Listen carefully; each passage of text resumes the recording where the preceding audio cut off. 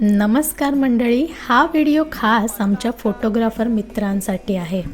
महाराष्ट्रातील सर्वात मोठा सोहळा म्हणजे आषाढी वारी, जी दरवर्षी जून-जुलैच्या दरम्यान जवळपास महिनाभर पायी प्रवास करत असते।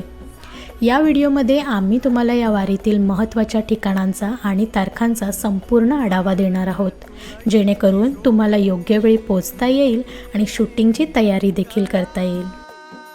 18 जून देहू पुणे येथून संत तुकाराम महाराजांची पालखी प्रस्थान करणार आहे। जर लवकर पोहोचलात तर मंदिरात प्रवेशाची संधी मिळू शकते। 19 जून आळंदी येथून संत ज्ञानेश्वर माऊलींची पालखी प्रस्थान करेल। या ठिकाणी मागील 2 वर्षापासून फोटोग्राफर्सना मंदिर परिसरात प्रवेश दिला जात नाही।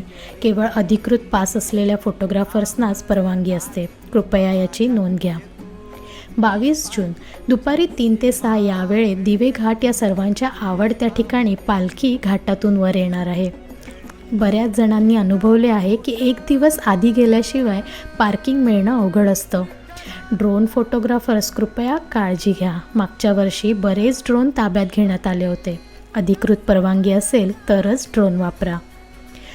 24 जून पालखीचे भंडारा उधळून जेजुरी येथे पारंपरिक पद्धतीने स्वागत होते, तो क्षण तर टिपायलाच हवा। 26 जून नीरास्नान, हे गाव वाल्हे आणि लोणंद यांच्या दरम्यान आहे। छायाचित्रकारांसाठी एक सुंदर क्षण। 27 जून लोणंद ते तरडगाव या दरम्यान पहिलं उभं रिंगण पार पडतं। पारंपरिक आणि छायाचित्रकारांसाठी अत्यंत सुंदर असा हा प्रसंग असतो। 1 ते 4 जुलै सलग गोल रिंगण पार पडतात। यामधील सर्वात भव्य आणि प्रसिद्ध गोल रिंगण 4 जुलै रोजी वाखरी येथे होणार आहे।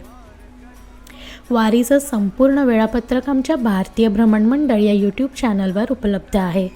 तुमच्याकडे काही शंका किंवा प्रश्न असतील तर कमेंट करा किंवा DM करा, आम्ही नक्की उत्तरं देऊ। धन्यवाद आणि शुभेच्छा। जय हरी माऊली।